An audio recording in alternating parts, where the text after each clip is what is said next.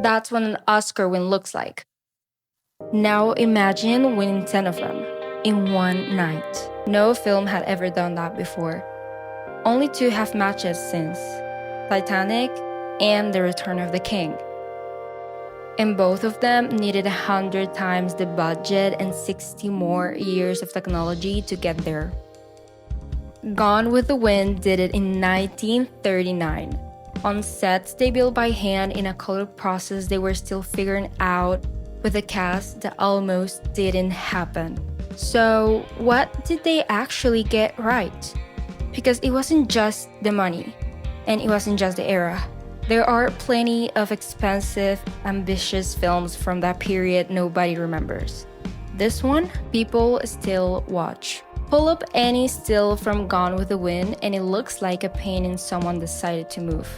Gone with the Wind came out in 1939, based on Margaret Mitchell's novel from 3 years earlier. It follows Scarlett O'Hara, a Southern belle from a Georgia plantation, through the Civil War and its aftermath. The destruction of the world she grew up in, and everything she does to survive it. It runs 3 hours and 40 minutes. It cost a fortune to make and it was the highest grossing film in history for decades. That's not an accident. Ernest Haller and Ray Renahan shot the whole film in 3-strip Technicolor. A process so demanding, it required its own special cameras, its own lighting rigs, and a color consultant from the Technicolor company. Sitting on set and telling everyone what they could and couldn't do. The constraints were enormous, and somehow they made those constraints look like choices. The burning of Atlantis sequence alone took weeks of planning. They set fire to old sets on the MGM backlot. Actual fire, actual scale, and shot it before they even finished casting the lead actress. Because the truth is, Vivian Leigh hadn't been hired yet. Modern blockbusters don't do that, and honestly, you can't tell. We shoot everything digital now, clean and controlled, color graded, imposed into whatever the director decides the film should feel like. The result looks polished, it looks expensive, but it tends to look like everything else.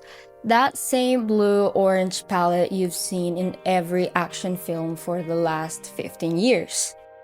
Gone with the Wind looks like the American South.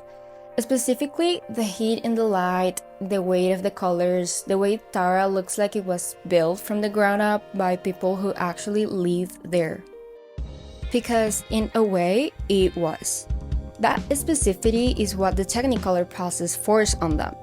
Every color had to be a decision, not a default. The silhouette shot at the end of the first act, Scarlet against the burning sky at Tara, has been replicated, referenced, and borrowed from so many times that most people have seen it without knowing where it came from. That's what a timeless image looks like. You absorb it before you understand it. But a gorgeous image is more than that. The world that is placed inside has to be believable enough to actually live in. And building the world is where the film did something modern cinema still hasn't fully worked out yet. William Cameron Menzies, who won a special Oscar for this film specifically, a category they essentially invented for what he did here, didn't just design the locations. He storyboarded the entire film, shot by shot, before a single frame was filmed. Every room, every angle, every color scheme, the production design and the cinematography were planned as one single visual language, not two separate departments working in the same building. The result is a film where every space tells you something. Tara in the opening reel feels abundant, almost overwhelming. White porches, green fields, the kind of light that makes everything look permanent. By the time Scarlett comes back to find it half destroyed, the same spaces feel hollowed out. The design is doing emotional work the script doesn't have to explain. Oh, and if you are enjoying this, subscribe. It really does help. Anyway, modern epics build at scale. They spend enormous amounts of money on world building. and you can see the money on screen. What you often can't feel is texture. The worlds look complete, but they don't feel lived in. There's no sense that anyone actually existed in these spaces before the camera arrived. And honestly, this is where I have to say something about what the world was actually built to show. The South that Gone with the Wind puts on the screen is gorgeous. And it's a lie. The enslaved people in this film are background decoration, loyal content, occasionally comic. The horror of what that world actually was doesn't exist here. The film presents a version of the South that its characters could romanticize, and then asks you to romanticize it with them. That's worth naming. Because understanding what the production design chose to show and what it chose not to is part of understanding what the film is. It built a beautiful world on a false foundation, and it won an Oscar for how beautiful it looked. The world looked real. Whether it was honest is a different question, but the people inside it still had to match it, and that's where the costume department did something that went well beyond just dressing actors. Every dress Scarlett O'Hara wears tells you exactly where she is. Walter Plunkett spent 2 years researching and designing the costumes for this film before a single scene was shot. He went through historical records, paintings, photographs, anything that could tell him what the American South actually looked like in the 1860s. The result is over 5,500 costumes for the full cast. And the truth is, they don't feel like costumes. They feel like clothes people actually own. The green curtain dress is the one everyone remembers. Scarlett needs money, has nothing left to sell, and pulls down the drawing room curtains at Tara to make the dress impressive enough to fool Red Butler into thinking she's doing fine. It's one of the most famous pieces of costume design in cinema history. Plunkett designed something that communicates the entire character in a single image. Desperate, resourceful, vain enough to care how she looks while she's begging. Vivian Leigh is playing an annoying, spoiled brat for most of this film, and she does it well. But the costumes don't soften that, they amplify it. In the early half of the movie, Scarlett's dresses are fussy, ornamental, the clothes of someone who has never had to think about it too much. By the second half of the film, the silhouettes change. The clothes work harder, you can track her entire arc without listening to a single line of dialogue. Modern costume design tends to go one of two ways. Either it disappears, contemporary films where characters wear clothes that register as normal and forgettable, which is sometimes the right choice, or it becomes spectacle. Fantasy and period films where the costumes are so elaborate, they stop being about the character and start being about themselves. Gone with the Wind does something harder than either. Every piece is beautiful enough to stop the frame, and specific enough to tell you something true about the person wearing it. I genuinely fell in love with almost every single dress in this film, and I wasn't even expecting to. But all of this, the images, the world, the clothes, is in service of something bigger. Because you can get all three of those things right and still make a film nobody watches twice. What Gone with the Wind understood about storytelling at scale is the reason it won Best Picture.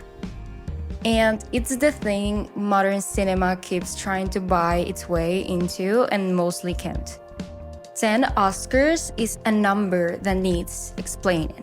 Not because it's hard to believe. You've seen the cinematography, the world they built, the costumes. You can see where the wins came from. But Best Picture is different from the Craft Awards. Best Picture is the whole argument. It's the whole thing assembled together. It's worth more than the sum of its parts. And that's a harder case to make for Gone with the Wind than people remember. Because honestly, the story has some problems. It's 3 hours and 40 minutes long, and it feels it in places. Scarlett O'Hara is genuinely difficult to root for. She's kind of selfish, manipulative, oblivious to almost everyone around her in ways that aren't always interesting. The racism we talk about in the production design segment, it isn't incidental. The entire emotional logic of the film asks you to mourn the loss of a world built on slavery. And yet, the film holds all 3 hours and 40 minutes of it. Not because the story is perfect, but because every single department was working at a level that made you stay anyway. The images kept you watching, all of the frames. The world kept you believing.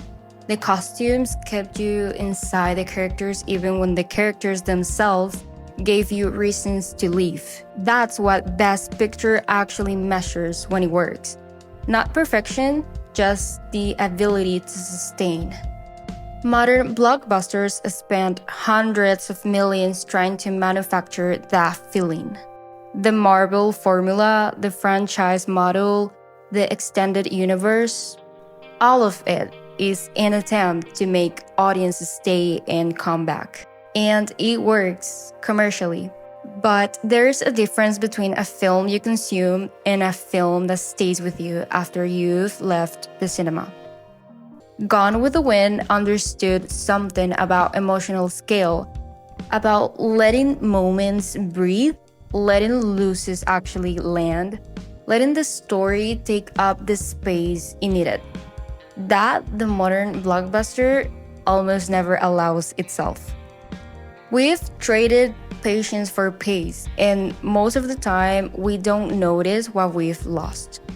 10 Oscars for a flawed, complicated, beautiful film that understood how to hold an audience for nearly 4 hours in 1939. The craft was extraordinary.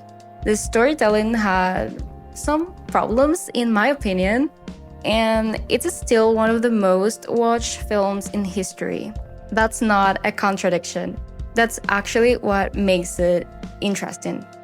So the question I keep thinking about is whether any modern epic has actually pulled all 4 of these things off at once, without a budget that makes it feel like cheating though.